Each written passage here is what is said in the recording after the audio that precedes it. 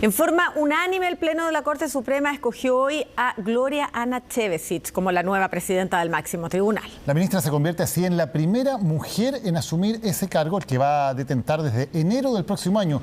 Todo esto en medio de duros cuestionamientos que ha recibido el Poder Judicial. Silencio inundó este lunes los pasillos de la Corte Suprema, los mismos que recorrieron parte de los ministros en un día trascendental para el máximo tribunal. Y es que en horas se escogerían a quien los presidirá por 2 años. Esperar la decisión del Pleno, que es quien tiene la atribución y las facultades para ello, según la norma. ¿Que se continúe con la tradición? No voy a hacer más comentarios, solamente eso. A pesar de no haber dado indicios de lo que sería una larga jornada favorable para la ministra, cautelosa, esperó a que sus compañeros decidieran al interior de la sala. De manera unánime, Gloria Ana Chevesic logró quedarse con la presidencia, un hito, la primera mujer en conseguirla. Es una experiencia significativa y muy desafiante. Aunque debo hacer presente que en esta designación el factor género no fue decisivo, sino que fue respetar una tradición. Tradición que se basa en la antigüedad. Gloria Ana Chevesic fue ministra de la Corte de Apelaciones de Santiago desde el año 2002 hasta el 2013, cuando juró en el máximo tribunal. También fue relatora de la Corte Suprema por 7 años, conocida incluso por haber sido la escogida para redactar el fallo que privó de su fuero como senador designado al general Augusto Pinochet. Es una tradición que tiene más de 200 años de antigüedad. Anteriormente ha tratado de modificarse esto, pero justamente se instaló porque da tranquilidad de que quien llega no llega por presiones internas, políticas o de amiguismos. Y es precisamente una de las banderas de Gloria Ana Chevesic, conocida como la jueza de hierro, que no dudó en investigar una defraudación de dineros del MOP por cerca de 800 millones de pesos. Condenó a 13 personas por fraude al fisco, entre ellos figuras emblemáticas del gobierno de Ricardo Lagos, quien tuvo que declarar ante las autoridades. Tiene una vasta trayectoria.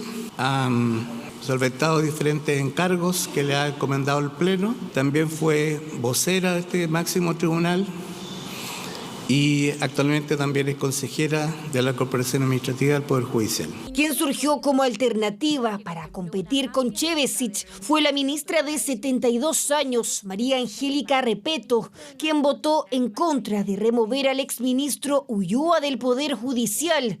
Por más de 6 años en el cargo mantuvo un bajo perfil, aunque diferente al de Gloria Ana Chevesic, que votó, por ejemplo, por expulsarlo. Pero creo que el camino que se ha tomado por ahora ha sido apropiado. O sea, como lo ha liderado el presidente de la Corte Suprema y también la Corte Suprema, es importante. Los actos de corrupción que se pueden haber cometido deben ser investigados a través de los procesos que ha establecido la Corte Suprema. Hay un reglamento. Reglamento que deberá ser cumplir a contar del 6 de enero, cuando la ministra electa presidenta de la Corte Suprema asuma como tal.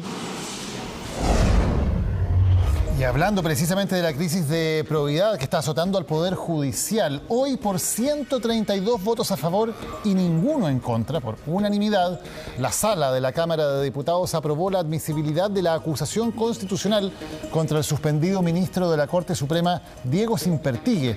Él, recordemos, está bajo investigación de la Fiscalía por sus vínculos con los imputados de la trama bielorrusa. En la sesión también se eligió a los diputados que van a formalizar la acusación y la presentarán ante el Senado. Serán Carolina Tello, Daniel Manucheri y Jorge Ratger. Horas antes, también por unanimidad, con 110 votos, la sala de la Cámara de Diputados había rechazado la cuestión previa de la acusación constitucional. A Simpertigue se le acusa de haber viajado al extranjero con los abogados Eduardo Lagos y Mario Vargas, días después de que la justicia fallara a favor del consorcio chileno-bielorruso Velasmovitec, que mantenía un litigio judicial con Codelco. Su defensa no ha podido probar que el ministro haya pagado sus propios pasajes en el crucero que compartió con los abogados.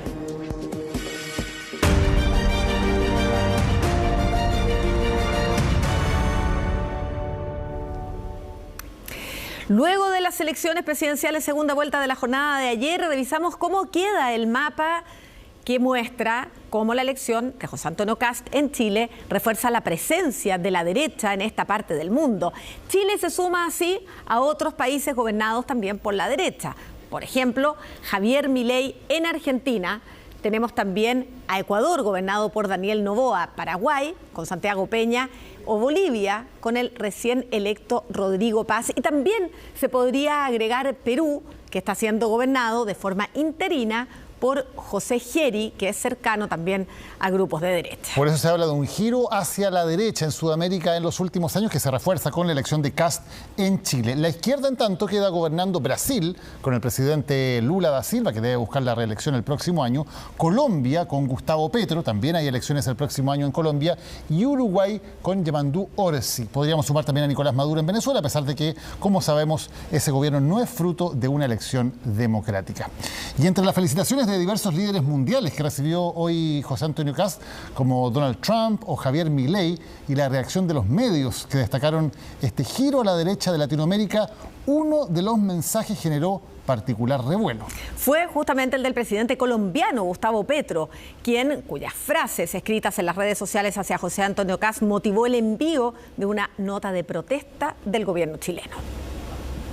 Otro país de la región, otro país de América Latina ha dado el vuelco a la derecha. Este triunfo confirma el viraje de buena parte de América Latina hacia gobiernos conservadores. De José Antonio Kast es el ganador. Este líder de derecha obtuvo 7.254.850 votos. El nuevo equilibrio ideológico de Latinoamérica fue el foco principal de las reacciones en todo el mundo luego de la victoria de José Antonio Kast en las elecciones presidenciales de Chile. Tanto así que el propio presidente colombiano reaccionó al nuevo mapa del poder del subcontinente con una frase que generó inmediato rechazo en nuestro país. Por el sur y por el norte vienen los vientos de la muerte, retrucó Gustavo Petro a la imagen antes posteada por el mandatario argentino Javier Milei. Por este y otros dichos directamente alusivos a la figura del presidente electo, el gobierno decidió enviar una nota de protesta al presidente de Colombia. Sus declaraciones constituyen una falta de respeto y una intromisión impropia en asuntos de política interna.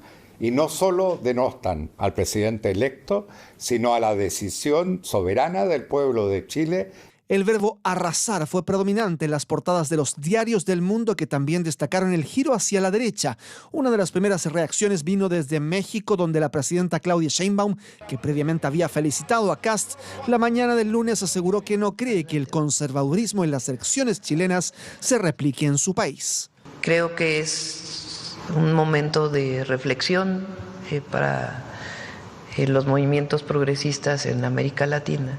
Yo creo que esto no se va a dar en México, porque, número uno, hay mucho apoyo popular. Marcando respaldo inmediato, durante la tarde de este lunes, Donald Trump se sumó a las menciones y ante la pregunta de si creía que su influencia ayudó al auge de la derecha, esto contestó. Hace unas horas me enteré de que en Chile la persona a la que apoyé, que no iba a la cabeza en las encuestas, terminó ganando con bastante facilidad. Así que estoy deseando felicitarlo. He oído que es una persona excelente. En China, el vocero de la Cancillería destacó la relación de su país con Chile para elogiar la llegada del nuevo mandatario. China está dispuesta a trabajar con el nuevo gobierno chileno para fortalecer aún más la cooperación amistosa. En Argentina, así los medios rápidamente hicieron eco de un gesto inédito para un mandatario electo en Chile: la visita a menos de 36 horas de ganar los comicios de José Antonio Kast a su par trasandino en Buenos Aires.